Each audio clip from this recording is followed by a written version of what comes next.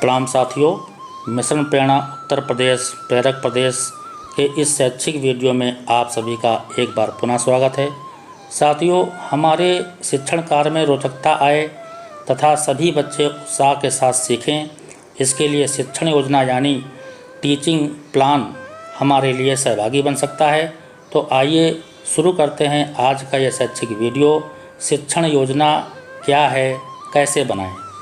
साथियों, शिक्षण योजना सीखने सिखाने की प्रक्रिया में मार्गदर्शक का काम करती है। इसमें निर्धारित समय सीमा के भीतर किए जा रहे क्रियाकलापों, गतिविधियों, आकलन, फीडबैक, पुनर्बलन एवं आगे की कार्य योजना का क्रमबद्ध एवं संक्षिप्त विवरण होता है। साथियों, शिक्षण योजना यानी टीचिंग प्लान के साथ शिक्षण कार्य करने से कई फ़ायदे होते हैं, जैसे बच्चे उत्साहित होते हैं, हमारा कार्य आसानी से व सही तरीके से होता है, गतिविधियों के चयन में आसानी होती है, सतत मूल्यांकन, सतत आकलन की प्रक्रिया भी चलती रहती है और सबसे ज़्यादा फ़ायदा ये होता है कि बच्चे निर्धारित समय सीमा में निर्धारित लर्निंग आउटकम को प्राप्त कर लेते हैं। तो आइए जानते हैं टीचिंग प्लान बनाने की प्रक्रिया। साथियों, सबसे पहले समझते हैं कि टीचिंग प्लान में कौन कौन से बिंदु होते हैं। पहला बिंदु, मुख्य टाइटल। इसमें 4 बिंदुओं का एक कॉलम टेबल के रूप में दर्शाया जाता है, जिसमें बिंदु होते हैं दिनांक, कक्षा, विषय और समय हमें लिखना होता है। दूसरा बिंदु, लर्निंग आउटकम। इसमें वह आउटकम लिखा जाता है जिसके सापेक्ष हम कक्षा में शिक्षण कार्य करने वाले हैं। तीसरा बिंदु, तीसरे बिंदु में प्रकरण, पाठ, इकाई का नाम लिखा जाता है। चौथा बिंदु, चौथे बिंदु में आवश्यक संसाधन लिखे जाते हैं। पाठ से संबंधित वह TLM और प्रवेशी सामग्रियों के नाम हमें इस बिंदु के अंतर्गत लिखने होते हैं, जिन्हें हम कक्षा शिक्षण में प्रयोग करने वाले हैं। पांचवा बिंदु, शिक्षण अधिगम प्रक्रियाएं या गतिविधियां। इस बिंदु के अंतर्गत हमें चरणबद्ध रूप से शिक्षण के प्रारंभ में, शिक्षण के दौरान, शिक्षण की समाप्ति पर की जाने वाली गतिविधियों, क्रियाकलापों को लिखना होता है। साथ ही कौन सा क्रियाकलाप कितने समय में पूर्ण कर लेंगे और आकलन के तरीके क्या होंगे, इसे भी हमें वहाँ दर्शाना होगा। अब इसे थोड़ा विस्तार से समझते हैं।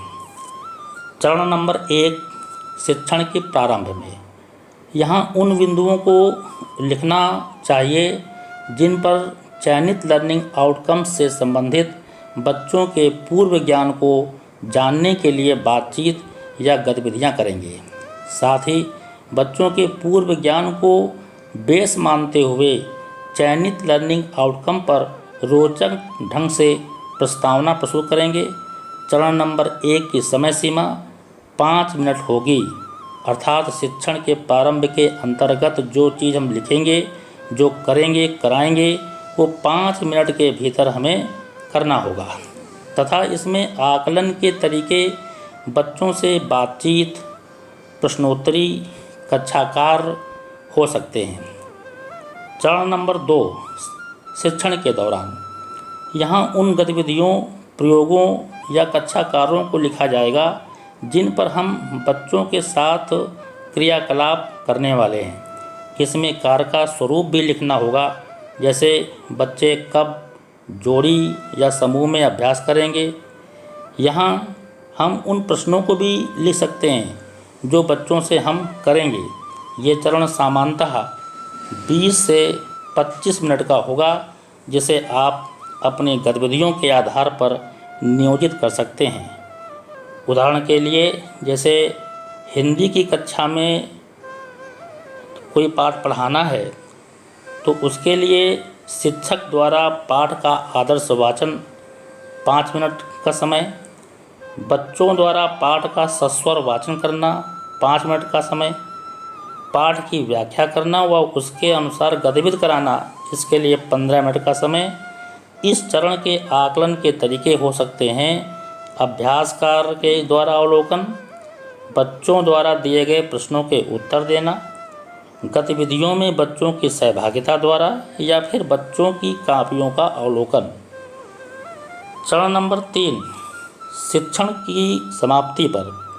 इस चरण में आकलन एवं समेकन की प्रक्रिया अपनानी होगी।